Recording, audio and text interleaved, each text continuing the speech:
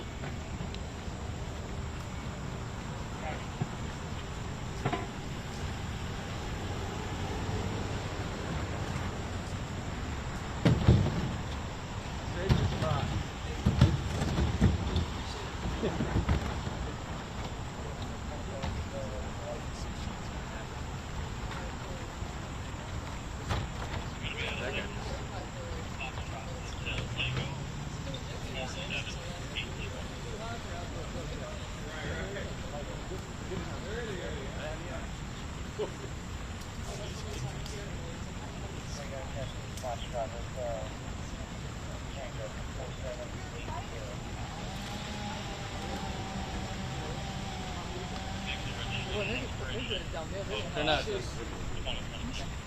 No, he's good.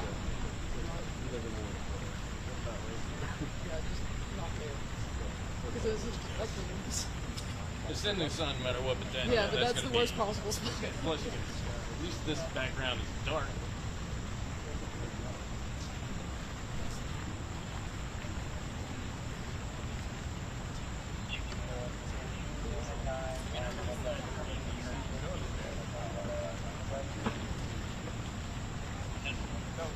I do know what it is. I read it.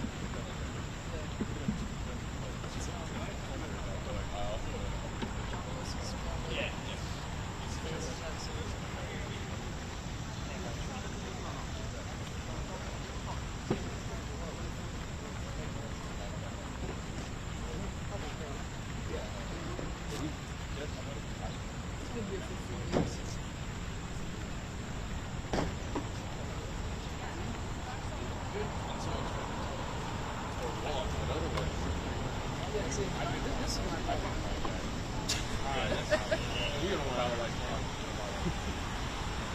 Yeah, I don't know. I'm not used to this.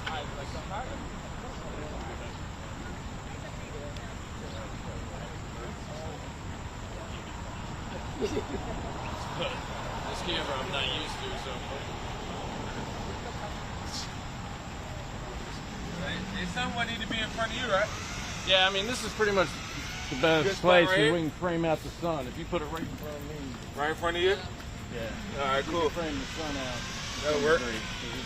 Obviously, the sun's in the wrong place. Yes, sir.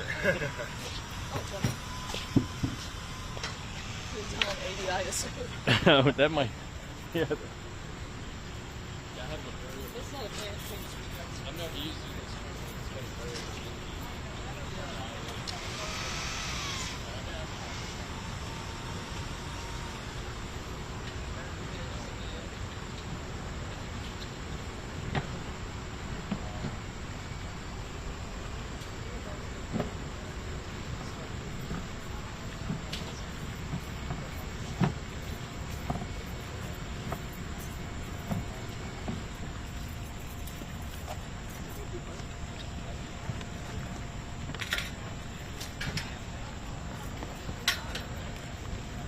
How's that?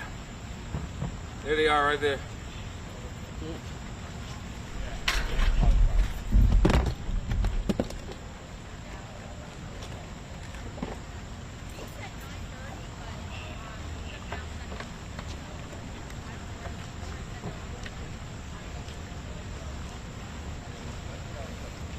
Good morning. Good morning. Good morning. Which group are you with? I'm with Associated Press. Excellent. Thank you. You're welcome. We appreciate that. Good morning. Good morning. You might want to move it just back out like. Back out a little bit. Because I don't think you're allowed to stand on the Right steps. here? Right. All right. Oh, no, you know, you can't stand on the steps. Well, you can once. Yeah, yeah, you got it, man. Hi. morning. How are you? Hi. Where you at? I'm also with the Associated Okay, Press. wonderful. Yeah, nice to meet you. Wonderful. Thank you for being here. Absolutely. You guys think you'll get started maybe at next 30? Yes, Okay. absolutely. Okay. Absolutely. They're on their way. Okay, great. We just left them. Thank you for inviting us. Oh, thank you for being here.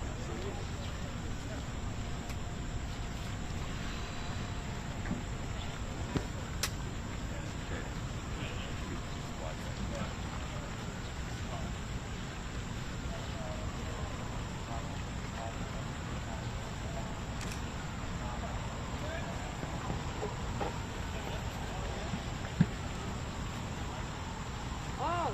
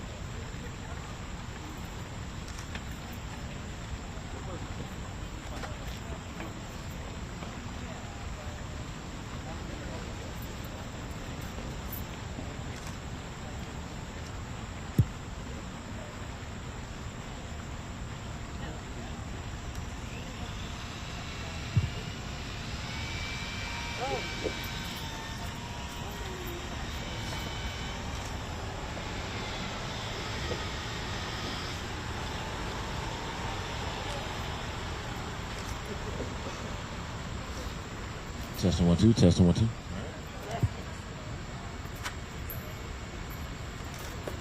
Testing 1 2. All right.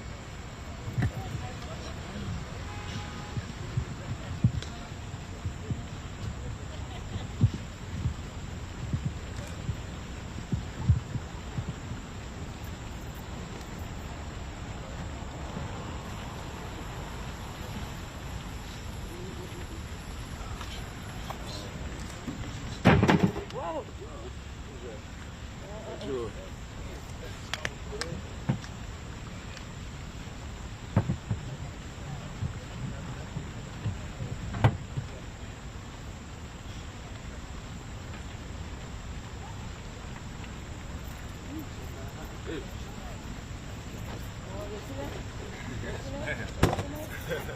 We gotta be sweating. Okay, good, good, good.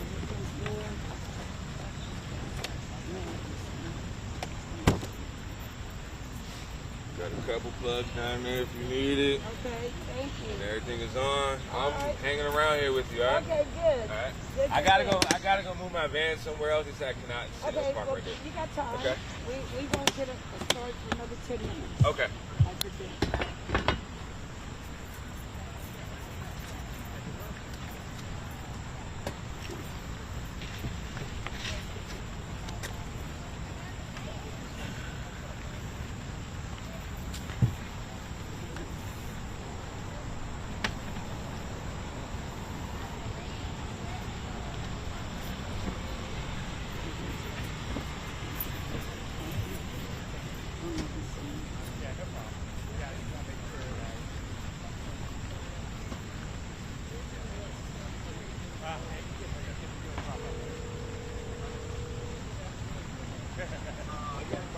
All right, do you have the chairs? The staff have the chairs. Okay, good. All righty. And what else? Oh, can I get some water? Will you bring a couple of the bottles of water over? Okay, thank you. Bye-bye. Yes, Marvin. Yeah, you told me to call you with Yes, can you get that? If you look in my room where they, right up in the same cabinet, you see the pink bag? You see the pink bag with all the medicine?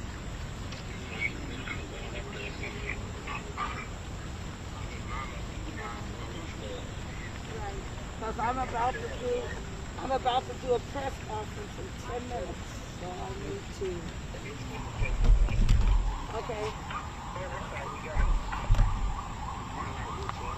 Exactly. So I'm going to tell you what. Yes, why don't I call you back? Why don't we talk in about 1 hour? Okay? All righty, thank you. Right, and take the bag downstairs with the hose.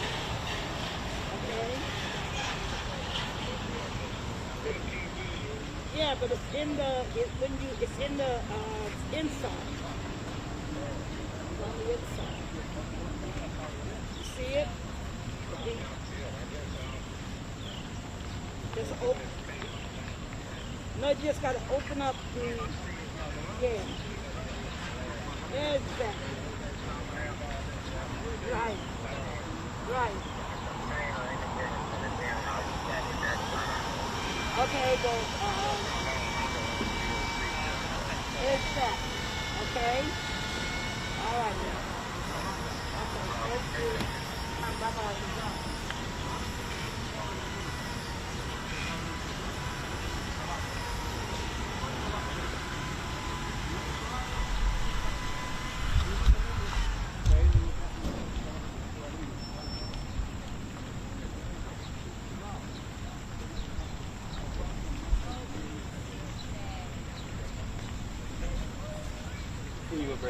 Thank you, thank you, thank you.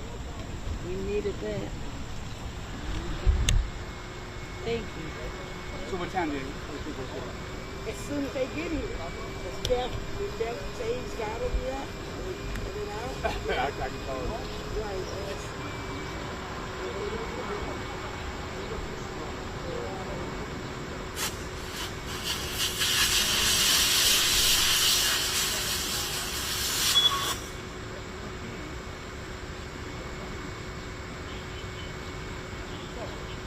Yeah, are you on your way? Oh, you around? Okay. I'm gonna hold this park space. I'm gonna stay here behind it.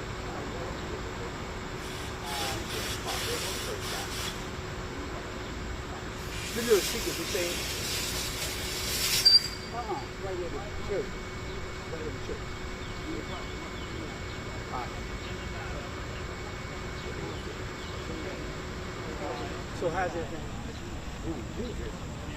Everything's going up here. Yeah. We had a nice, as you can see, a nice breakfast and went over a lot of things. We just don't have a lot of press. I don't know what happened wrong with people because they're advertising what they're doing. But they're not here. So who else is here? And the press is here? Besides, Associated Press. I is do here. you understand? No, and I don't know where Roland's people are. Oh? I can, because he just put out a thing saying that they were covering us.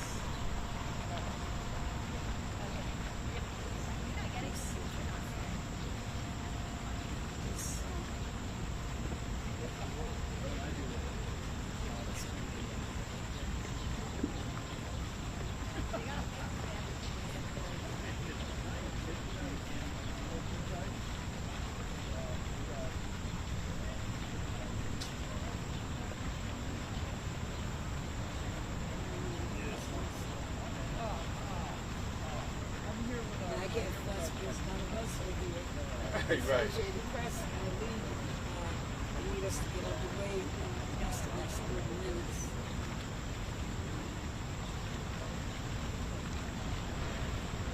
What happened to your shirt? Oh, she's bringing it? Did you have any more shirts?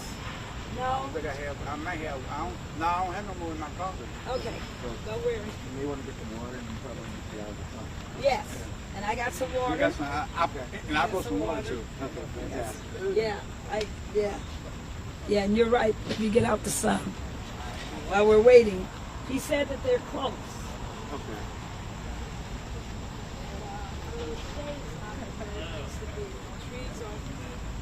Oh, they're going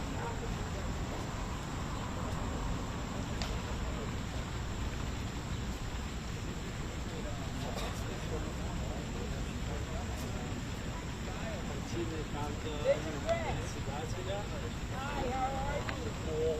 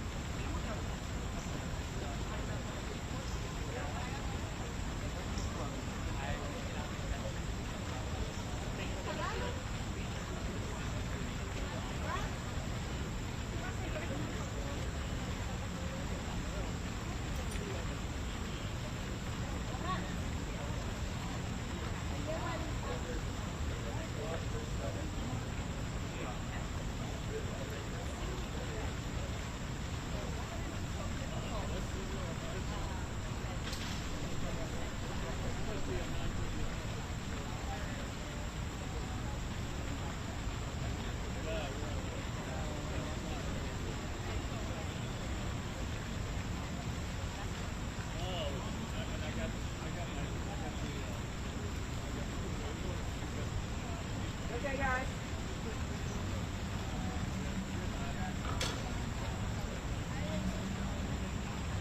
You want to go to the top? You can go to the top. You got to go to the top. Go to the top.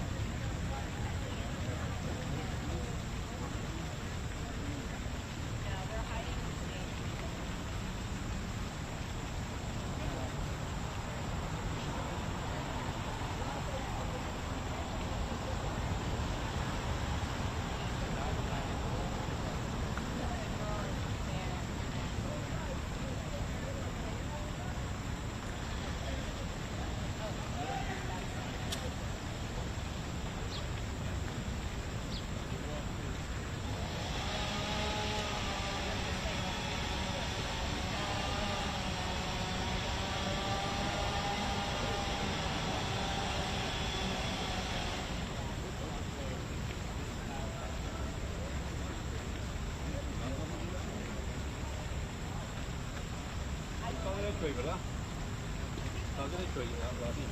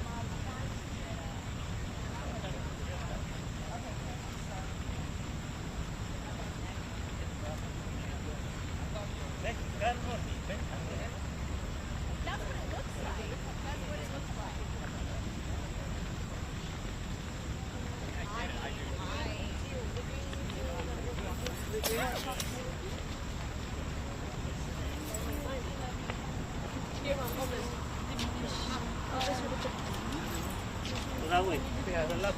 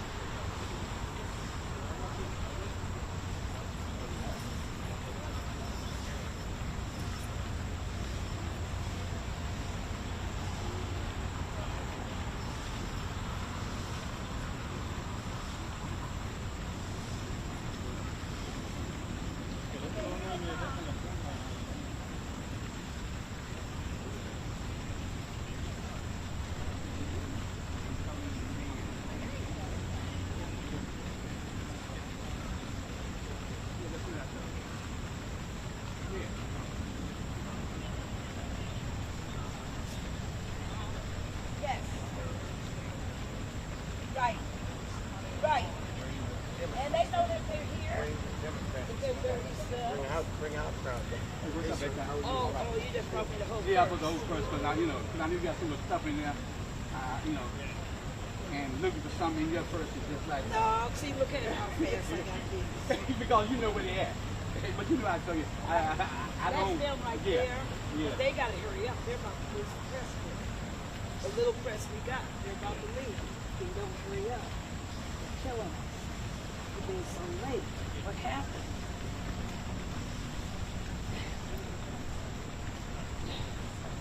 You want to take it back? Oh yeah, because I don't want it to get hot. Yeah, I got my medicine in here. I don't want it to get hot. Okay. All right. Yay! Come on. Let's go. Let's go. Let's go. All right. Daryl. on, Daryl. Daryl! Hey, Barbara, Adam Smith with the End Citizens United. I just wanted to say Oh, hey. hi. Thank you Tiffany for asked me to come coming. by and watch, so Thank excited you to for see you. coming. Of course. It's wonderful. yeah, I'm glad to be It's here. so good. You guys have been wonderful. Great. So we got Reuters, we got Associated Press. Oh, great. Oh, yeah. Yes. Good. Well, I'm So excited here- to watch it in a minute. Oh, yes. So here we go. Hey, it's All Rick. right. All right. Everybody got on their shirts. All right. Do you have one? I have one, but I didn't bring Bring it it. with me. Okay. We'll get you one while you're here. It Get is you a a, second. I can't see from this phone. All right. Hi, family. It's all backlit. Hi, everybody. Let's come right here. Tell me where my Irish should be. Let's come. Let's come. How's that?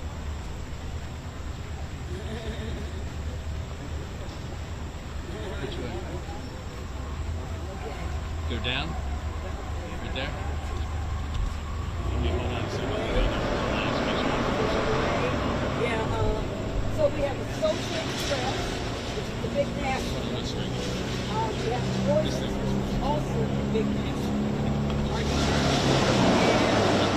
And they want us to get started soon because they have to, they have to, oh, we're going to meet.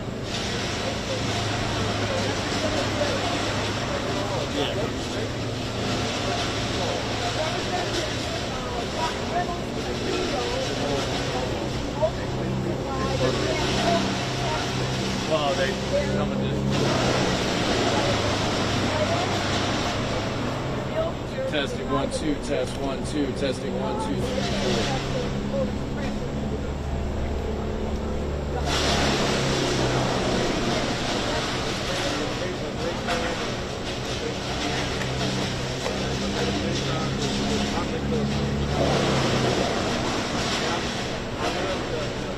Yeah, so if I have to change it, I know where to go back.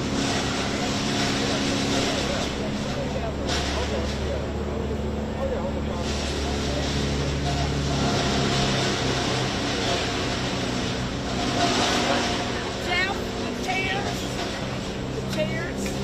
Right. We have some chairs You need to it? sit on. Also, so that, you know, get worn out by the sun. The sun is no joke. Hi there. I'm Tia from the Atlanta Journal-Constitution. Nice. Thank you. Mr. Henry here. Yes. The world we live in now. You know me, Mr. Henry. I do. Ah. It's so good to finally meet you. Right. I do. Right, of course. So good. Oh, Lord, my friend Mr. Henry don't be here. All right. All right. How's everybody else doing? Yes. So we got the Reuters, Associated Press, Atlanta Journal-Constitution.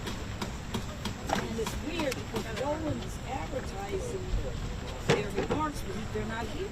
So I don't know what's going on with that. I'm not here. Not at these streets. Only if they come. Only if you go to Texas or probably later. Yes. Bishop, you can bring your suitcase over here. Yeah. That's the saving grace on these two. Is the auto. Pack ready to go back, but they're trying to arrest me. Right. Okay. So you're welcome to take the seats if you want to, and we can get underway. I don't blame him. Okay. Okay? Thank you. That, the one that's open is mine, and the others is for whoever needs it. Yes. We should go ahead and go. Whoa. Okay, yes, take it out. Oh, he's missing a thing. Yeah, missing a. Oh, that's why. He doesn't have it. Please. Go get your stuff. Okay. Thank you. I appreciate the help. What? He's just. Okay, we're ready to start. We're getting ready to start, everybody. Well, welcome to press for being here. Okay, thank you. I didn't know that much users.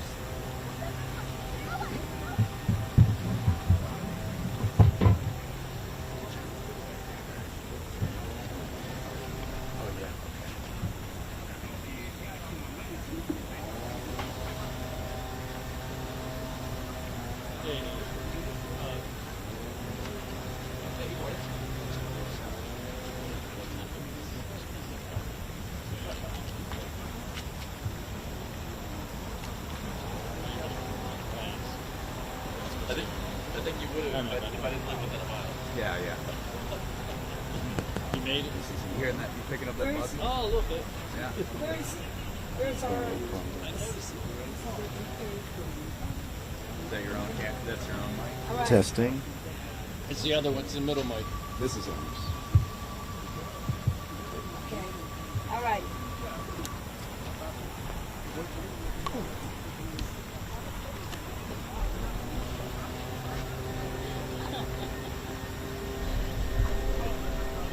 Oh, thank you.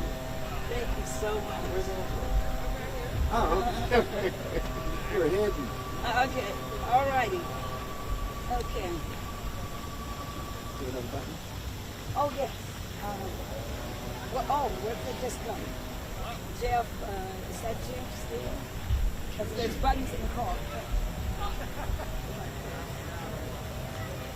Ready? We're ready.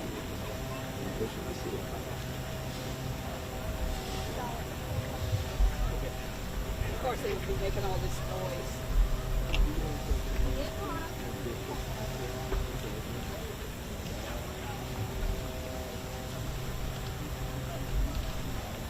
Right. Good morning, everyone. Good morning. I'd love to say that this is a wonderful day in our nation's capital, but I cannot say that based upon what has happened and what has, more importantly, what has not happened. Right. What has not happened is that our Senate of the United States is not in session right now. What has not happened is that the For the People Act that would cover millions of Americans, people of color, communities of color, has not been passed. What has not happened is that what is necessary to be certain that our democracy is protected and that right to vote is protected has not happened. But one thing that I am confident of that will happen is that the American people will rise up and demand that the Senate come back into session Yes. and pass the For the People Act and to protect every American's right to vote. My name is Attorney Darrell Jones. I'm the chairman of the board for the Transformative Justice Coalition and one of the co-leaders of the Transformative Justice Coalition, along with Attorney Barbara Arnwine. As we stand here today, the question became, what will you do now that the Senate has gone into recess, now that Senator Cruz has used the filibuster to stop the For the People Act from being debated, passed potentially by the Senate? The answer to that question stands behind us today. The answer to that question is here with us this morning. Yes. We will lift up and fight in the spirit of Congressman John Lewis for every American's right to vote.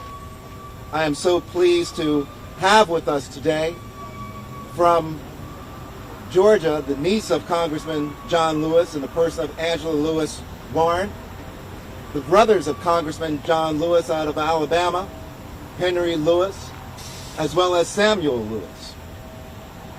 We wanted to open this session up in a way that I think Congressman Lewis would want us to open it up, and that's with a word of prayer.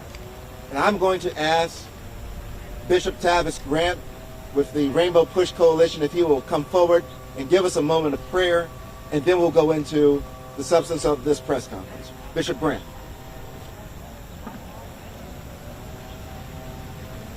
Let us pray. Our Father and our God, we now pray for our nation, the millions who are left uncovered, the millions who are left unprotected, the millions who are looking towards these grounds for justice and righteousness. We thank you for the life and legacy of Congressman John Lewis and his family. As long as we remember him, he will yet live in our hearts and in our spirits. We pray now for the moral consciousness of our nation, that you would bring an awakening of doing not the will of corporations and not the will of parties, but doing the will of the people, putting people over process. We ask this now in your matchless name. Amen. Amen.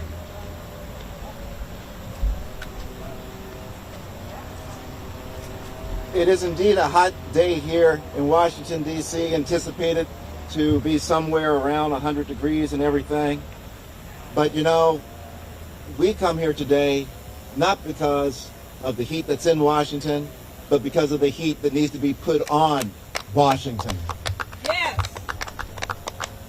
And it is in that light, it is with that understanding that we come here today demanding that Senator Schumer call the Senate back to session. Yes. To finish their job, Now. to protect the American voters. In an understanding of what's going on and where we stand with regards to millions of Americans potentially being abandoned at the ballot box, we're asking that the president of the Transformative Justice Coalition, a woman we refer to as the voting rights champion of America, the election protection Queen Mother, come forward, bring some remarks with regards to where we are and where we're going and what we demand that the Senate do. She is the President Emeritus of the Lawyers Commission for Civil Rights under Law, one of the leading scholars in voting rights and one of the leading attorneys. It's no other than Barbara Arnwine. Barbara. Thank you. Good morning, everyone. We want to first of all thank you for being here. We want to thank Daryl Jones for his leadership of the Transformative Justice Coalition. We are joined here today, this morning, by heroes in this movement. We have a current fight that is worthy of the same spirit and stamina that our hero, John Lewis, brought to the Selma, to the Edmund Pettus Bridge in 1965 that led to the passage of the Voting Rights Act of 1965, which is under serious attack and is being assaulted by state legislature after state legislature. We are so happy that we've been joined by the family of the late, amazing John Lewis. They have traveled hours from Alabama. They have traveled early morning from Georgia to be here to say to the American people that we will never abandon this fight, that we are here to make sure that even if the Senate fails to do its job, even if the Congress is empty, their chambers are empty right now, that we carry the fullness of his voice, the fullness of his purpose, the fullness of his mission today. That's why they have come to Washington, D.C. to make a demand on the Senate to pass the For the People Act that was written largely by their brother, their uncle, John Lewis. They're calling on President Biden to do his job, to make sure that this legislation becomes law. It's not enough to call for a vote. We got to have passage, and it's imperative that that passage happens. We're also joined by Representative Ron Reynolds from Texas. Yes, Texas legislators are still here right this moment in Washington. The Senate's left, but they're here. Because in the nation, in Texas, Governor Abbott is so intensely committed to having voter suppression that he has not only called together another special session of that legislature, but he has also gone to court and gotten a court order to arrest people. So how in the world in 2021 do we have political refugees here in the Capitol because it's a crime to fight for voting rights in their state? Oh, we got a whole lot to talk about. We got a whole lot to fight for. But I just want everyone to be clear that these are the champions. We also have with us Bishop Grant, who is representing the Reverend Jesse Lewis Jackson, who we know has been here repeatedly calling on the Senate to do its job. So with that said, I just want to close by reminding everybody that no Senate has ever passed any voting rights measure without a demand from the people. That no Congress has ever done its job without a demand from the people. We are here today in the voices of the people saying that there must be voter justice. There must be passage of the For the People Act. There must be passage of D.C. statehood. There must be passage of the John Lewis Voting Rights Advancement Act. Thank you for being here. Thank you, Barbara Arnwine. We appreciate that message. We appreciate the effort. We appreciate the energy. We appreciate the heat that you bring in calling the Senate back into action. You know, it was a little over a year ago that Barbara Arnwine and I stood before the casket of John Lewis right behind this where we're standing now at the Capitol steps. And at that casket we took a bowed knee and held everything up and made an oath that his work would not be in vain, that his work dealing with voting rights and protecting America's rights to vote would not go undone, would not go and stop because his breathing had stopped. And we took that knee and we said we will pick up that baton and we will carry it forward. And that's what we've attempted to do. And we're so proud today to join arms, not simply with Black Voters Matters, who's one of our co-sponsors today, and not simply with members of the state of Texas legislature that are refugees, as I call them, from the state of Texas at this point of time, but also with the family of Congressman John Lewis. We are locked arm in arm in this battle. And, you know, it's my pleasure to bring up the person who we now affectionately refer to as Uncle Grant.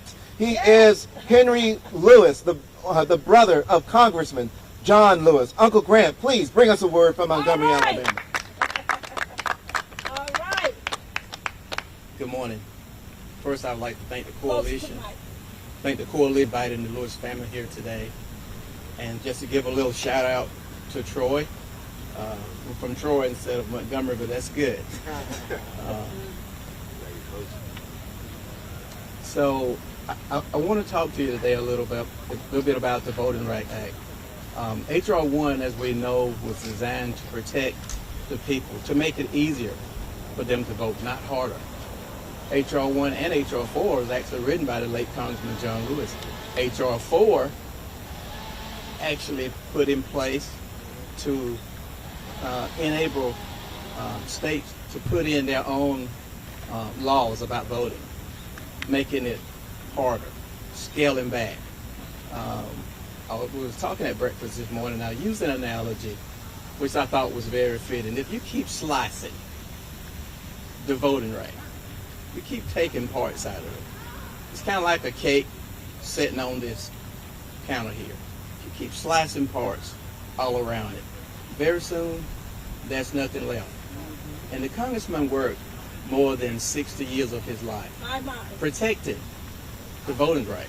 Yes. And when you protecting the voting right, Yes. you're not only protecting just voting rights, Yes. you're protecting a wide range of rights. Yes.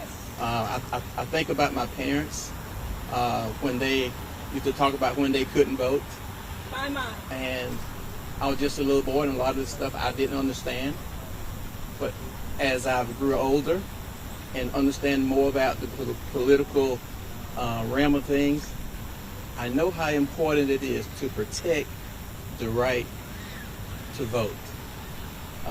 I have little grandkids that participate in the voting process the last few years. They're now, I think the oldest one is 22, but I'm worried about my two little young grandboys, my 7 and 8 year old.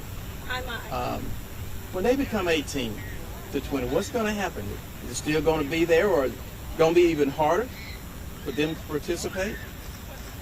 I don't think that would be fair. I think we would be doing the world, the nation, a lot of harm.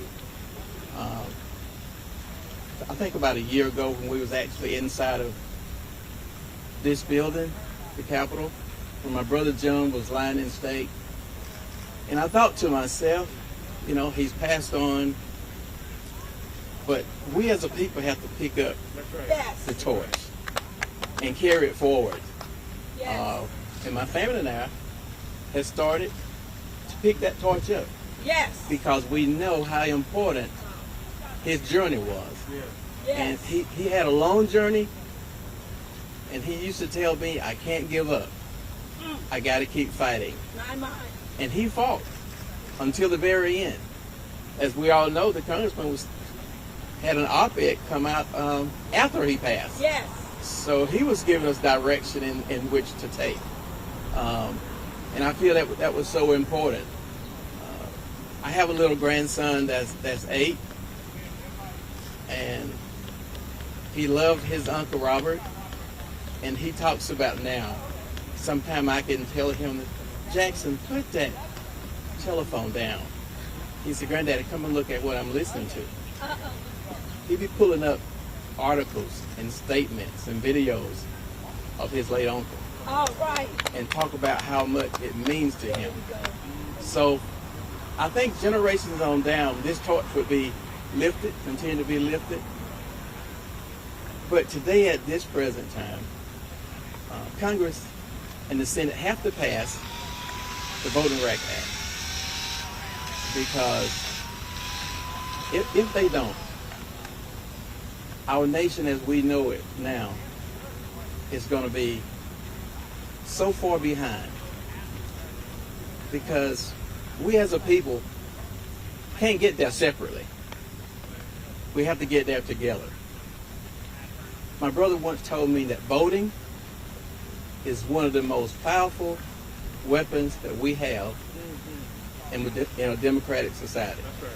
And that is one thing among a lot of others that I truly agree with him on. So let's just keep this fight going. Keep this drive going. Keep his dreams alive.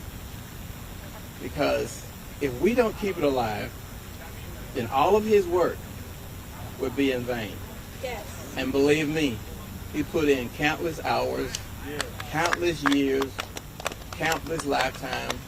I used to ask the late congressman, because I'm 12 years younger, and I thought I was close to retiring age, which I have recently. I used to ask him, Congressman, when are you going to retire? He said, I think they're going to have to pull my boots off. Oh. That means he was going to work a lifetime. Yes. And his pet peeve was voting rights. And he truly worked a lifetime trying to keep the voting right intact. So it's important to pass H.R. 1 and H.R. 4 to keep it from being harder for us to vote, for oncoming generations to vote, because it's going to have a trickle-down effect. If you slice it now and it's never repaired, then oncoming generations is going to have even more problems that's going on now. So thank you very much for having us, and on behalf of the entire Lewis family all over the world, Yes. we're so happy to be here, and thank you again. All right. Yay.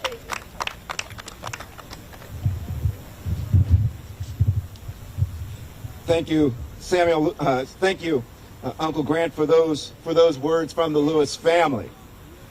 You know, I think back to many of the meetings and opportunities that Barbara has had and I've had to meet Congressman Lewis, and one of the things, as Uncle Grant was speaking, that comes to my mind is one of the phrases from Congressman John Lewis that we put on our banner at the Transformative Justice Coalition, and that is, if not us, then who?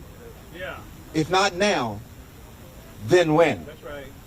And I think of that, and I think of what Uncle Grant just shared with regards to Congressman Lewis saying that in the fight for voting rights, he's going to be on the field, and you'll have to pull his boots off of him to get him off that field. And I'm so proud today to know that the family of Congressman John Lewis is in the battle.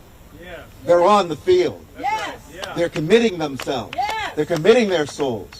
They're saying we're going to be there fighting with you because we know that the principles with which we grew up with, those family values, are what's at stake when you start attacking the right to vote. So I am so pleased to bring up another brother of Congressman John Lewis, another person from Troy, Alabama, in the person of Samuel Lewis. Mr. Lewis.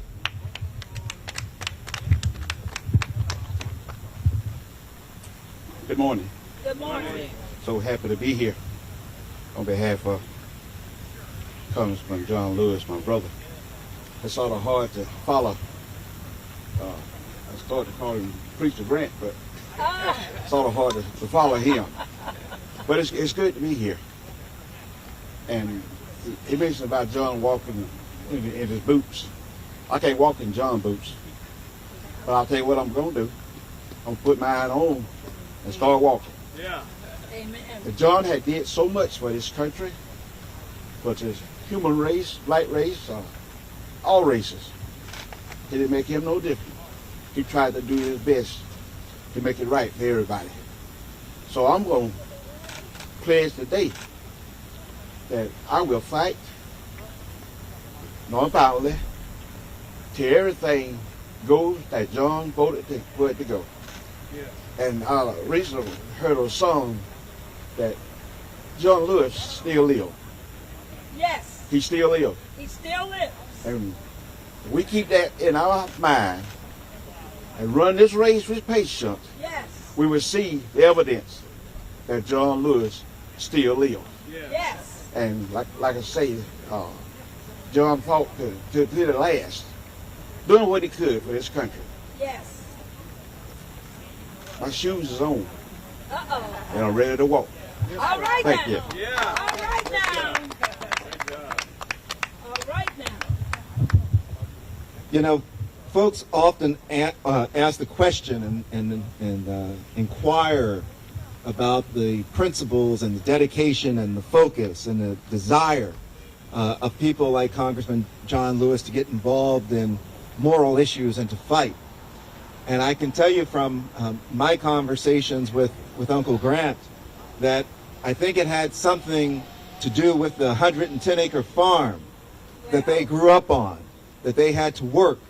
And it's that farmland where Uncle Grant and Samuel Lewis still reside, is on that 110-acre farmland. So they know something about those core values when they talk about the commitment to being in the fight and staying with the fight. So we're both so pleased to have that. But you know, there's another aspect that's also with the Congressman John Lewis family. And that's the generation that is now coming through, the generation that now is picking up the baton and beginning to wage in that battle for voting rights. And we're so pleased to have with us the niece of Congressman John Lewis, who, you know, it's one thing they say that if you're in one of those states where there's voter suppression going on and you're fighting that fight, that's really something to be involved in that. But Angela Lewis Warren is a person who's come out of Florida, which is one of the states that's fighting voter suppression, went to Georgia, to another state that's fighting voter suppression. So she's well versed in what it means to be involved in the fight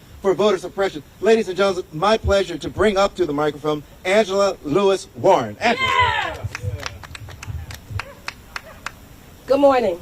Good morning. I want to say thank you for having me. I want to say that I am honored to be able to stand behind this podium and speak what I think my Uncle Hart would be saying.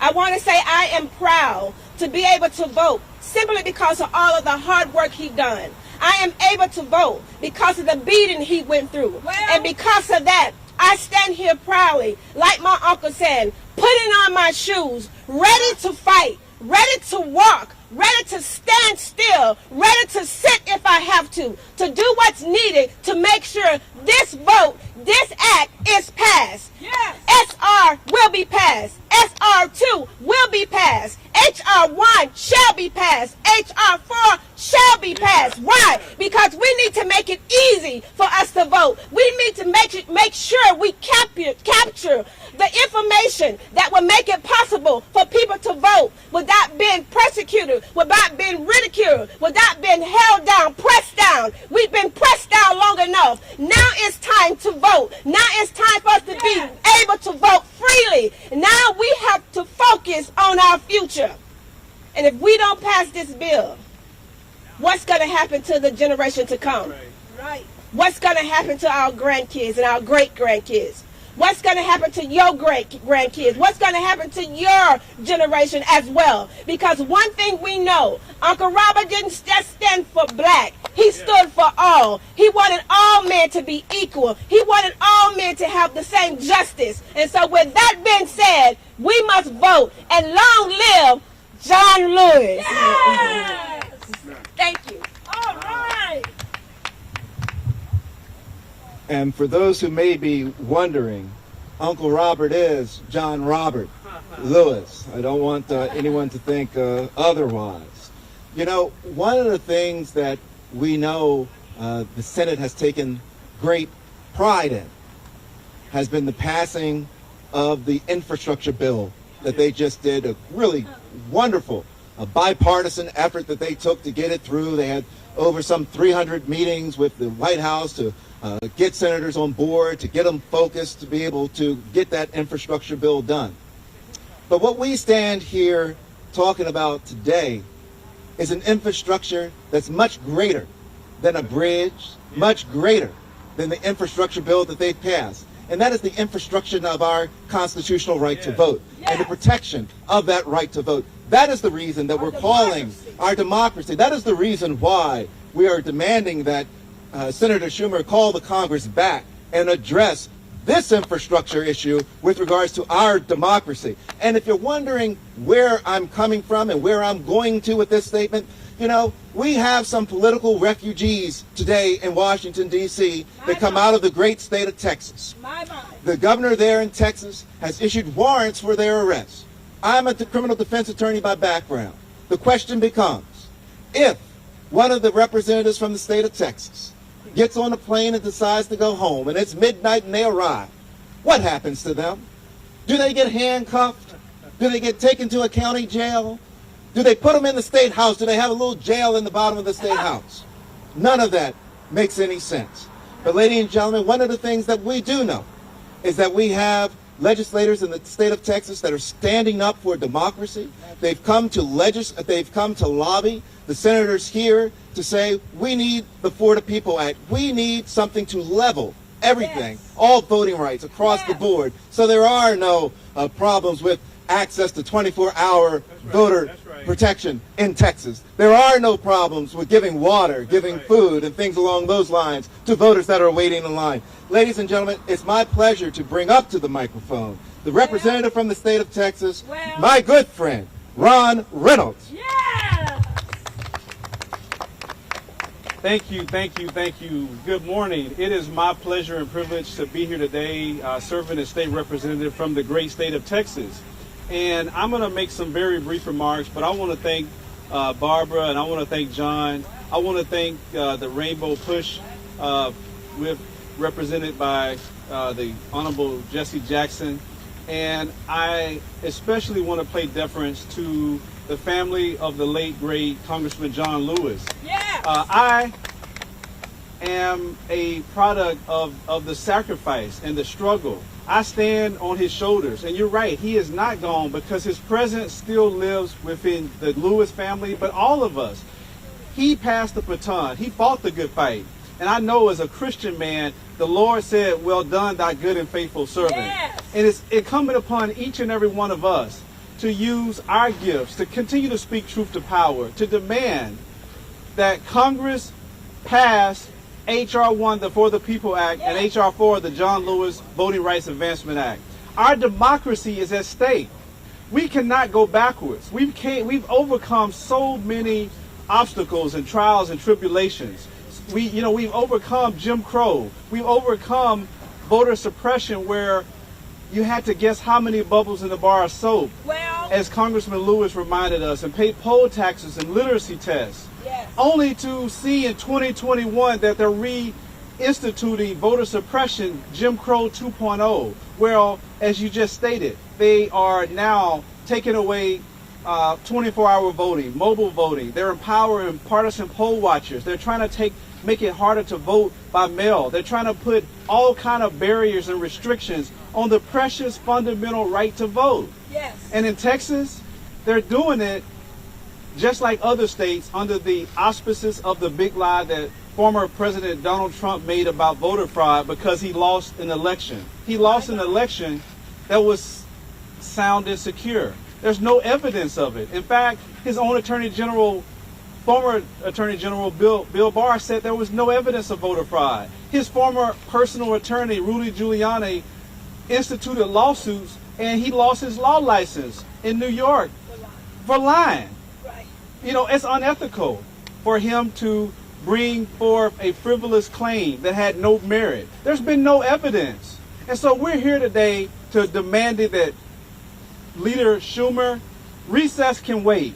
Right. We need you all to pass the Voting Rights Act because I don't know about others, but for us in Texas, this is the fierce urgency of now because, yes, there are arrest warrants issued for my and 50 other one of my colleagues' arrests. They want to arrest us. They want to shackle us. They want to haul us back into the chamber just so our bodies can be present to make a quorum so they can ram down a voter suppression Jim Crow 2.0 bill down our throats. And then critical race theory, other nonsense, other suppression efforts and red meat Republican agenda items on the agenda. So we are here in the United States Senate to demand that they take this up. I know a Texas Senator, John Cruz, shame on you, Ted Cruz, for blocking federal legislation that was passed 56 years ago by Texas President Lyndon Baines Johnson. And then, Barbara, as a civil rights leader and one of the foremost authorities, that it was another Texas president, George Bush, he authorized the Voting Rights Act. Okay, in 2006, and guess what? It passed 98-0 in the United States Senate. So we need statesmen to get back in the Congress, not partisan politicians that put politics over the people. We need politicians to put the people before politics and be statesmen and do what's best for the country, and that is to pass federal voting rights legislation. So we're going to continue to do that. It doesn't matter if it's hot sun. It doesn't matter. We're out here because we believe in democracy, and so goes democracy, so goes this country. Thank you, John Lewis. I know that you're smiling down from heaven for the efforts that we're making, but we know that our fight is not over yet. It's not over until that bill gets before President Biden's desk and he signs it, protecting states from federal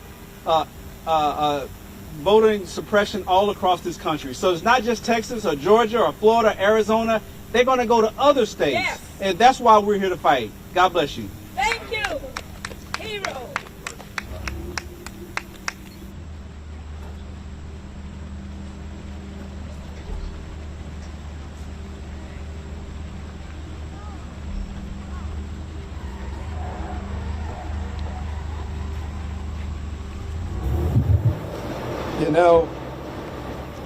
I can recall not even 2 weeks ago having the opportunity to speak with Reverend Jesse Jackson. And at this particular meeting that we had, we were talking about voting rights. We were talking about the For the People Act. We were talking about the battle that we are currently in to protect the American rights to vote. And the one thing that Reverend Jackson said that really stood out to me was that he said, if you don't fight, you won't win. That's right. That you've got to get in the fight. You've got to try. You got to push forward. And I'm so pleased to bring forward now the representative from the Rainbow Push Coalition who's been in the fight. He was down in Austin, Texas, leading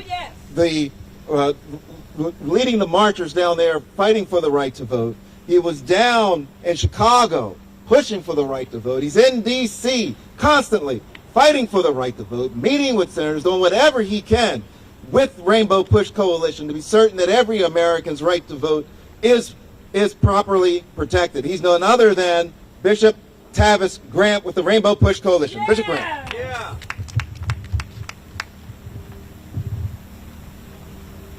Thank you, Attorney Jones. I want to thank Attorney Barbara Arnwine and Transformative Justice and the Lewis family for responding at a time where our nation is facing the greatest consequential existential threat to our democracy.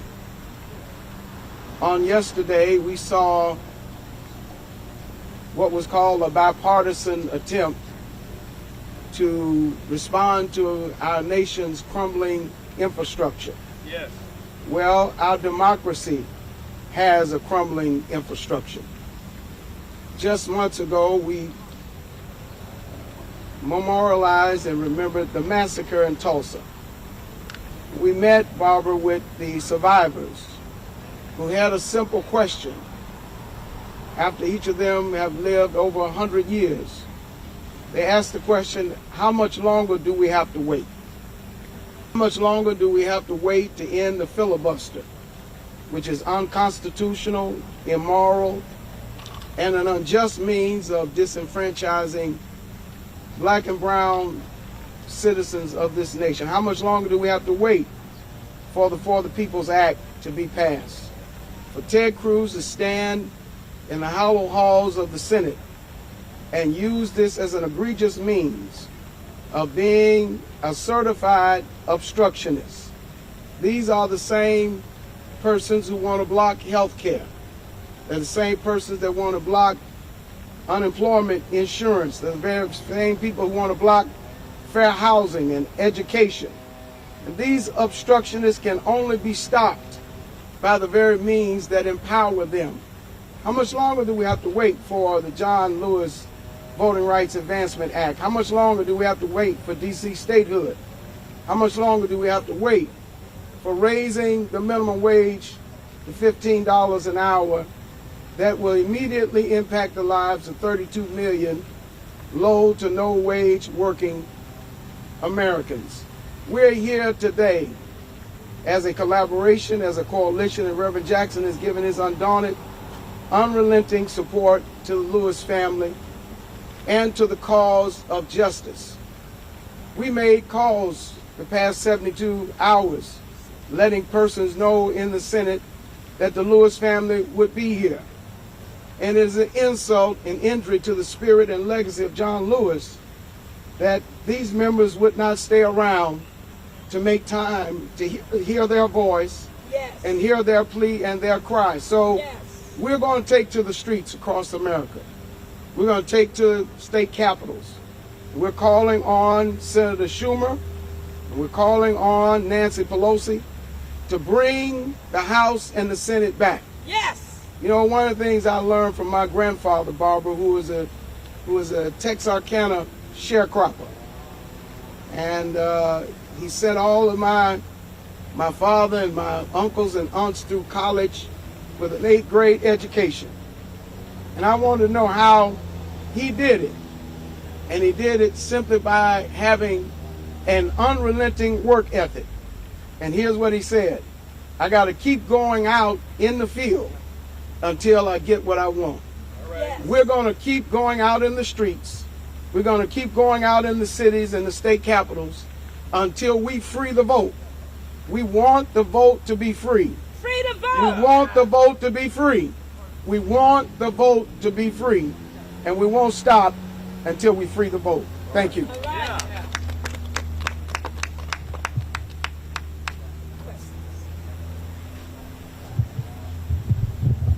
You know, one of the questions that was asked is, why aren't we on the steps of the Capitol for this press conference? And I think that the answer to that question is quite simple. That answer is because we know that in order for the For the People Act to have its best opportunity to pass, that you've got to address the filibuster. That's right. And in addressing the filibuster, the question is, can it be done? And we know that historically, the filibuster has been addressed, has been adjusted to allow members of the Supreme Court to be exempt from federal judges to be exempt from the filibuster. We stand before the Supreme Court steps because we believe that the American people's right to vote is no less important than any federal judge that's going to be appointed, and that they should be free from the filibuster, from having their votes impinged. With that, I want to open this up. If there are questions from the media, we will field those questions. I'm going to ask Barbara Arnwine to come forward if there are questions so that we can address those questions. Barbara? Yes. We invite the media now to ask any questions that you have for all of our speakers because we want to answer your questions because we want the American people to be educated, and we are so grateful that you have come out today to be part of this discussion. So with that, I see a question here from the Atlanta Journal-Constitution. Hold on 1 second. You can, yeah, we'll. Oh, yeah. I can yell. Okay. This is for any member of the Lewis family who wants to answer. You guys are, now in his passing, coming out to the forefront. Tell me more about your plans. What are you willing to do as kind of being the voice on these issues going forward? What does that look like for you? First of all, thank you for that question. We're willing to do actually whatever it takes to keep his dream alive, our dream, and continue his work, no matter where we have to go, how far we have to travel. The late Congressman left a really special legacy. Our dream is to keep his dream, his legacy, moving forward.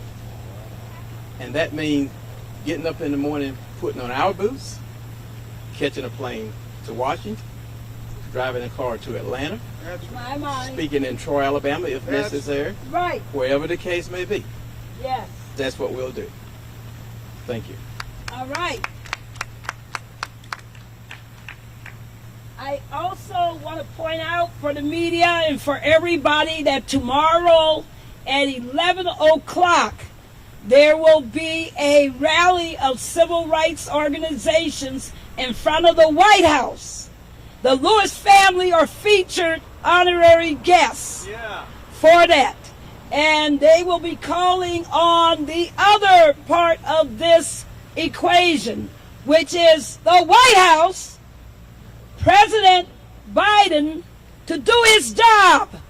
300 meetings plus on the infrastructure. That's right.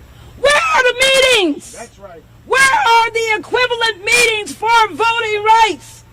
You can't even count 50 of them. Go through their roster and find me 50 meetings. This is not acceptable. And so we will be there tomorrow saying to President Biden, do what Lyndon Baines Johnson did. Bring the full power of your office to get this done. You said that you would have black Americans back. How in the world is this having our back? If our rights to vote are being stripped away, if Latinos are being stripped away of their right to vote, if Native Americans are being threatened with their right to vote, if Asian Americans are being threatened, but also if young people are being threatened. So we must do what's necessary. Are there any other questions? Any other questions? Thank you very much. Well, with that said, let me close. And I just want to remind people that this battle is not over. This is just the beginning. We will continue, as you saw over the last several weeks. You've seen arrests. You've seen civil disobedience in the streets. Daryl has gone to jail. I've gone to jail not only 3 times here, but also in Phoenix. We are prepared to go where the people call us. And I want you to know they're calling us from everywhere. They're saying, Florida, please come. They're saying, South Carolina, please come. They're saying, come back to Texas. They're coming, Wisconsin, please come. Michigan, please come. They're calling all over the country because our rights are under attack. So I just want us to, you to know that this battle will continue. We are so blessed, so honored, so grateful for the leadership of the John Lewis family in this struggle. And with that said, I want to thank all of you for coming, and please follow us, follow our activities at votingrightsalliance.org as we keep on moving on, because this is our work. I want to say a special thanks for our wonderful friends from Citizens United, our wonderful friends from all the other great organizations. In fact, I see Cliff Albright from Black Voters Matter has just arrived. He took an early flight to get here today, and we will let Cliff bring our closer to this amazing press conference. Come on, Cliff. Albright. Hey, Barbara, how you doing? Yes. Good morning, everybody.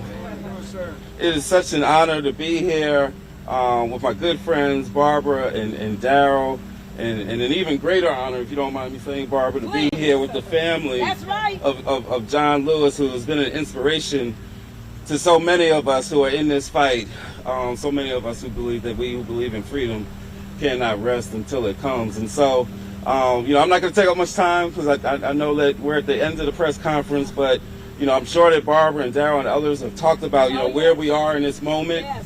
I'm sure that others have talked about like what happened with the Senate in the middle of the night as they tried to present the For the People Act, and it was turned down by one senator. All it takes is one, in this so-called world's greatest deliberative body. Must go. That's right. The filibuster must go. Right. We cannot allow the same filibuster that has been used literally for over 100 years to block civil rights. We cannot allow it to continue to block the voting rights battle of this generation, the voting rights battle that we're in today. And so we're here to say that the filibuster must go.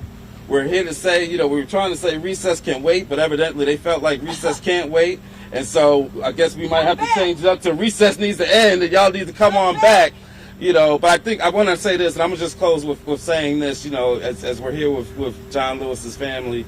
The congressman was known for many things, right? He was known for taking the beatings on the Freedom Ride. He was known for, taking a beating on the Selma bridge, the Edmund Pettus Bridge in Selma, But I think one of the things that and of course he's known for saying that, sometimes you got to get in good trouble. Good trouble, right? When you see something wrong, sometimes you got to get in the way and get in some good trouble. And that's the moment that we're at right now. And this is the call that I think we're all making to everybody watching this, to everybody listening. We are at a moment now where it cannot be business as usual. We are at a moment now where, phone calls are good and texting is good and all of that is good.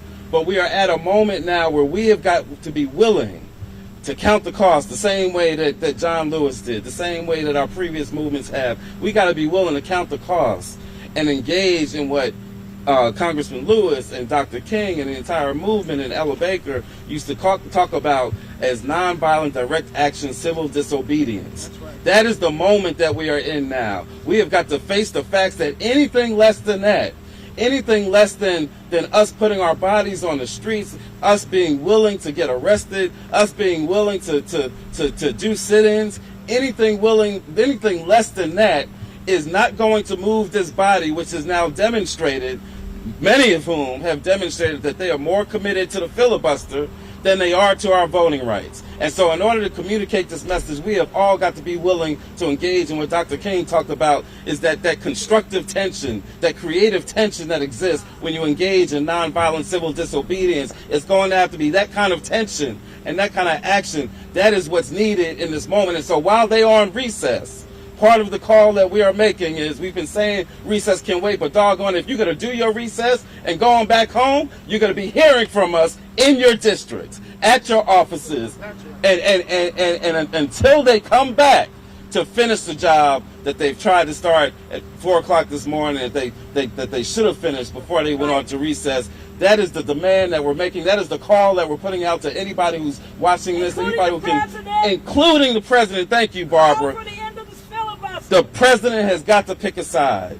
He cannot, on the one hand, say that voting rights is sacred, which he has said, and that this is the greatest attack against voting rights since the Civil War, which he has said. But he can't say those things and in the next breath worship the filibuster. No. He has got to pick a side, because you can't be on the side of both. You can't be on the side of voting rights and on the side of the filibuster. No. You can't be on the side of the people and of this democracy and be on the side of the filibuster. No way. They cannot go together.